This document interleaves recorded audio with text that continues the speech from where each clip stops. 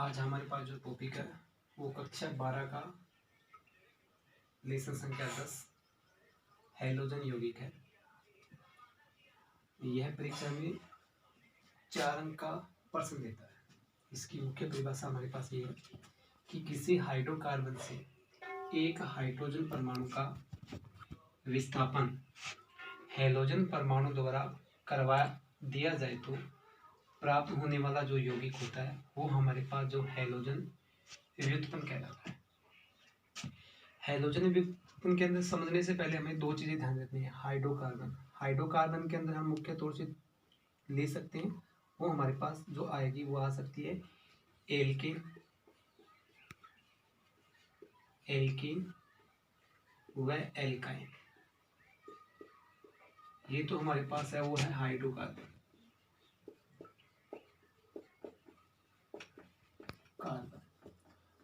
और दूसरी चीज जो हमारे पास है हैलोजन वर्ग संख्या 17 के तत्व को हम हैलोजन कहते हैं।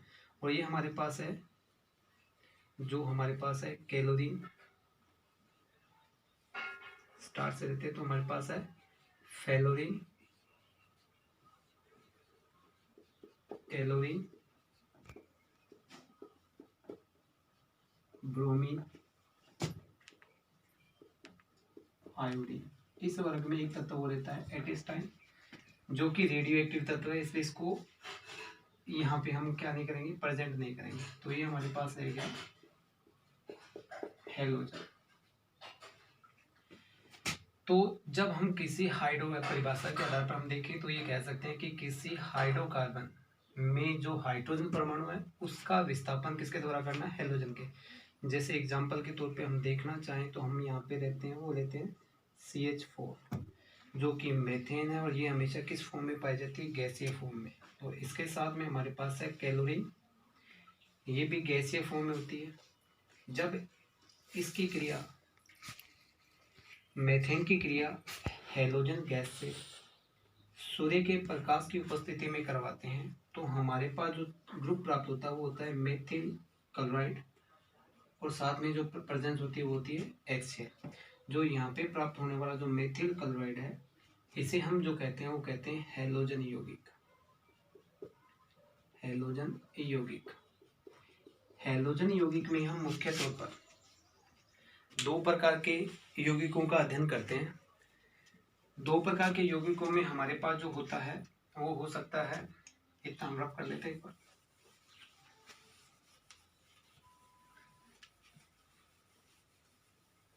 दो प्रकार की चीजें इसमें हम पढ़ेंगे। एक तो हम जो इसमें पढ़ेंगे उसको हम बोलते हैं एल्किल हैलाइड,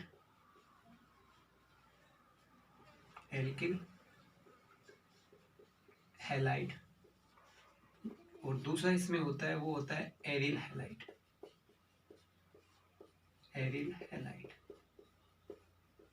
नामकरण पद्धति के अंदर जो एल्किल हैलाइड है इसको बोला जाता है सामान्य नाम,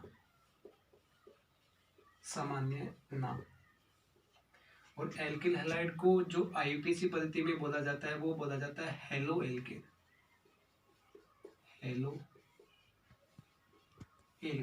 ये इसका IUPAC नेम है।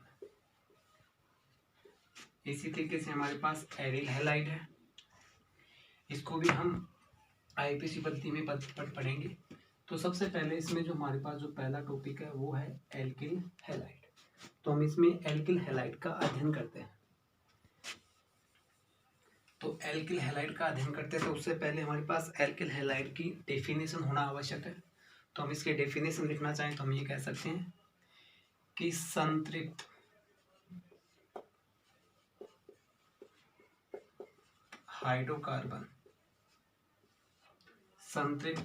हाइड्रोकार्बन में से हाइड्रोजन परमाणु का विस्थापन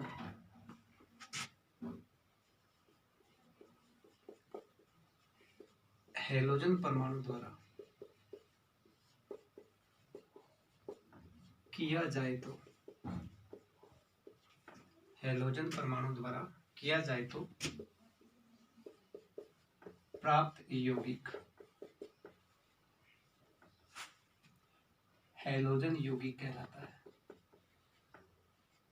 या हम बोल सकते हैं एल्किल हैलाइड कहलाता है। एल्किल हैलाइड कहलाता है। एल्किल हैलाइड, हैलाइड, इसमें दो वर्ड है हमारे पास, एक तो एल्किल है, दूसरा हमारे लिए हैलाइड है।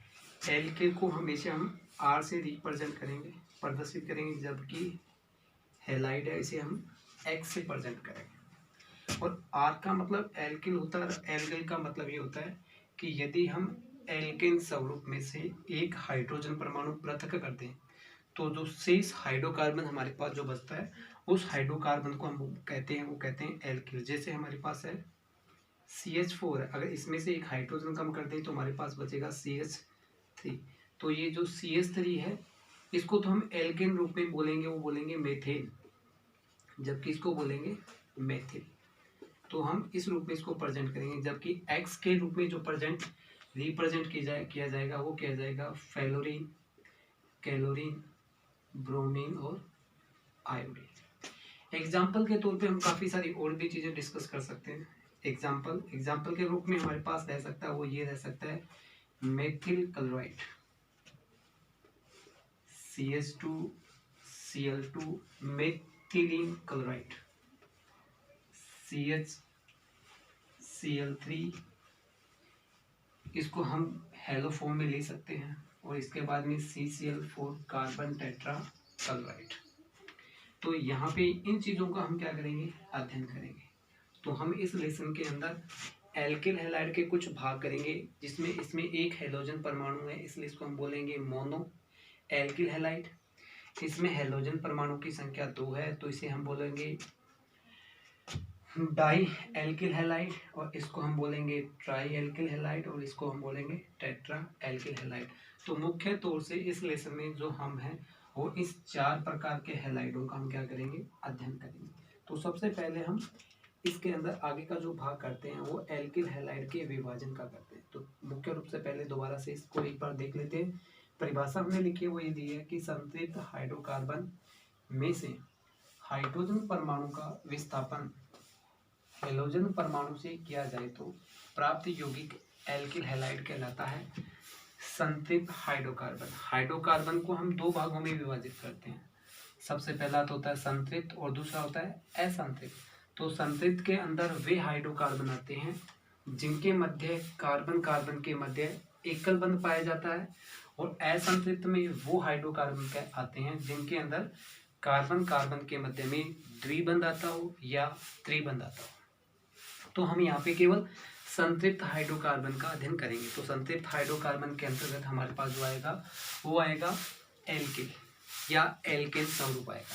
तो हम एल्केन का पूरा अध्ययन करेंगे। तो एल्केन का पूरा अध्ययन करने से पहले हम एल्किल हैलाइड का विभाजन करते हैं, यानी वर्गीकरण करते हैं।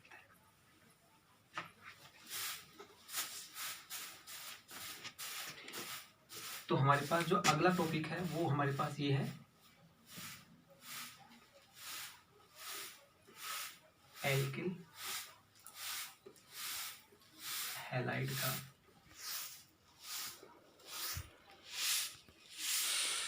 वर्गीकरण। सबसे पहले हम जो वर्गीकरण का भाग लेते हैं वो ए लेते हैं। इसमें हमारे पास है